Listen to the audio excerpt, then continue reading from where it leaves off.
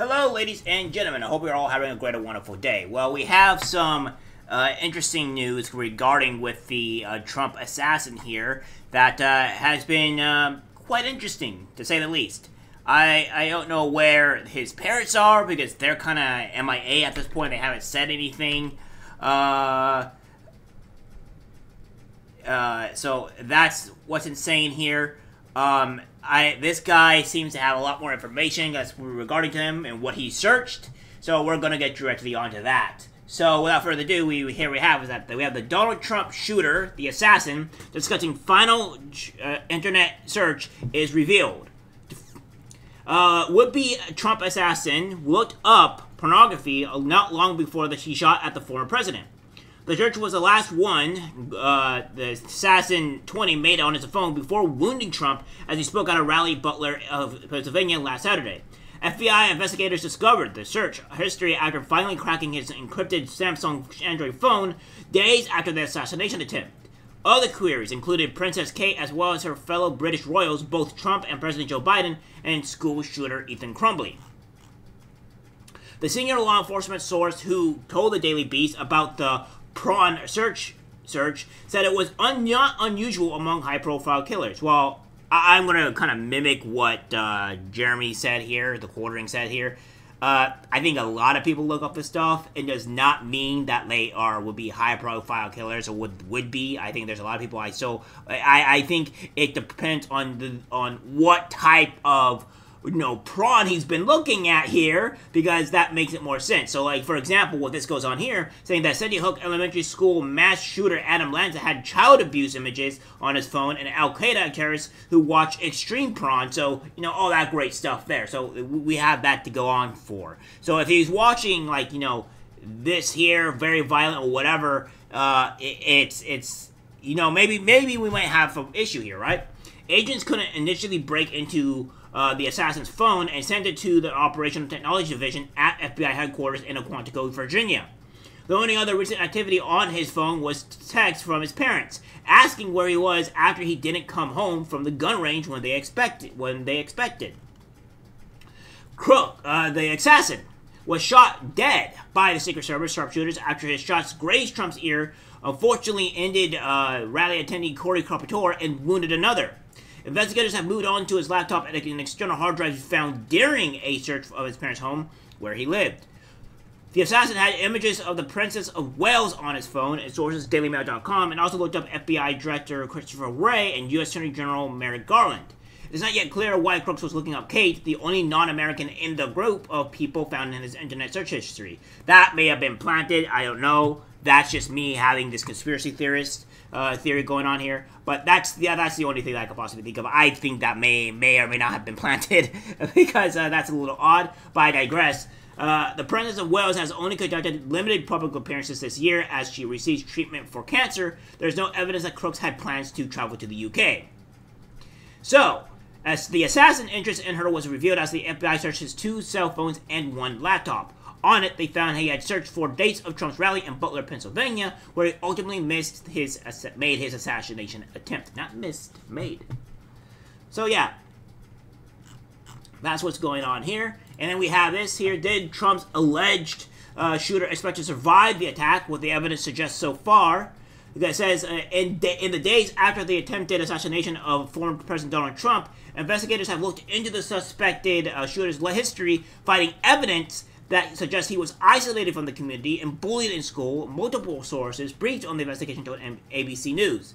Which is weird because what his friends had said beforehand was that, okay, no, that's not what happened. He didn't seem like a loner. He didn't seem like this. He was just kind of like a dick or whatever. And what have you, right? He wasn't really a loner. So I don't know what ABC is talking about here because that's not what we heard reports from the actual kids in general about that stuff, right? So I don't know. The suspect's former classmates have described him as quiet and said he came across as lonely without many friends. Investigators are also looking into what appeared to be disinformation that the suspect was consuming before the attack and whether it played any role in it.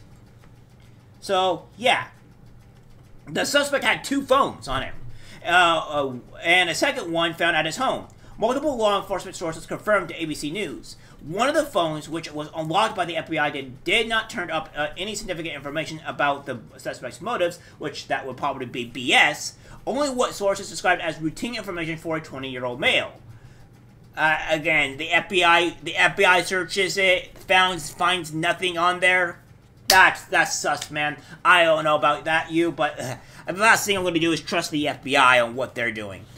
Investigators also found a tactical vest in the suspect's car, though it is unclear why he did not wear it during his fatal assault on the former president's rally, leaving some investigators wondering whether he anticipated dining in the attack. The shooter also asked his employer if he could take a day off on Saturday, etc., stuff we all know already. So, again, we have this here. This is going on to, according to the three sources familiar with the briefing on the day of the rally, Crooks, 20, sought out online photos of Butler Farm Showgrounds, the site of the rally, and made searches about Hangami, I think that's how you pronounce that, arms, and a gun shop in the Bethel Park, Pennsylvania, where he lived. According to the sources, the officials told lawmakers they found over 14,000 images on Crooks' primary phone and found them a screenshot of online live feed of the July 13th rally, saved at 6:01 p.m. that would have been just 10 minutes before the shooting began. They also found stock images of guns and firearms and articles related to the American government officials, etc. The briefers told lawmakers they are still attempting to access three foreign encrypted platforms that the assassin used on his cell phone, multiple sources told CBS News. Sources said officials told lawmakers that the encrypted sites are presenting challenges to investigators and could take time to decrypt. So, yeah, that stuff's still ongoing, so we'll see what happens there on that good debacle. And we have this here as well. The assassin researcher Ethan Crumbley watched a live stream of Trump just before trying to kill him, which, that's crazy, right? That's really crazy, because the fact that he is, looking up information here just right before he's going to do his awful deed on Trump, yeah, that's just really crazy, man. That's just really, really crazy. It goes on to say here that the failed assassin researched school shooter Ethan Crumbley and other mass shooters and took a screenshot from a live stream of former President Trump speaking just moments before opening fire. It emerged Friday. The troubling search history leads investigators to believe that loner Crooks was mostly focused on a mass casualty event, and that Trump's rally close to his home in Pennsylvania was more about convenience than ideological target. His research included up how to build explosive, the report said, with some found in his home, and a detonator also lying next to his body after he was finally killed by a sniper, and, all that stuff there. So, yeah. And then, of course, we have this here saying the Fulton County DA Willis photo found on Thomas Matthew Crooks' cell phone. So, if you want to know on the Fulton County Willis here and all that stuff. So, again, this is pretty crazy. And all that. So, this guy obviously seems to be somewhat of a deranged individual. I mean, we could minus the prawn type stuff, because I think everybody looks at that stuff. But it should also be taken in as well. And, yeah, this guy obviously seemed to be a depraved individual. An individual that probably shouldn't have, that should have, had a bit more information on. And again, we still have nothing from the parents at all. We don't have any information on them whatsoever. I'm not saying that they did anything. I'm not saying that they were the ones that, put all this stuff up. But there's a chance that, they may be hiding something. And I think the very first thing that they should do is investigate and talk to the parents, because I think we have to find out a bit more information. This is a pretty big issue. And, I don't see why they wouldn't go and investigate the parents at this point, go into the room and stuff like that, because this is pretty crazy. I mean, they did some things, but I don't know. They're in hiding. They're not really speaking about it, and so yeah, that might raise concerns. I'm trying to get to the bottom of this, find the real true stuff what's going on. Of course, I think Congress is doing a pretty good job at the moment, currently, trying to really badgering the Secret Service director, so we'll see what goes on. But yeah, this guy didn't seem to be too great of a fellow here, outside of, the assassination attempt. So, yeah. Well, guys, that's it for the video. Like, guys, share. As always, take care, my friends.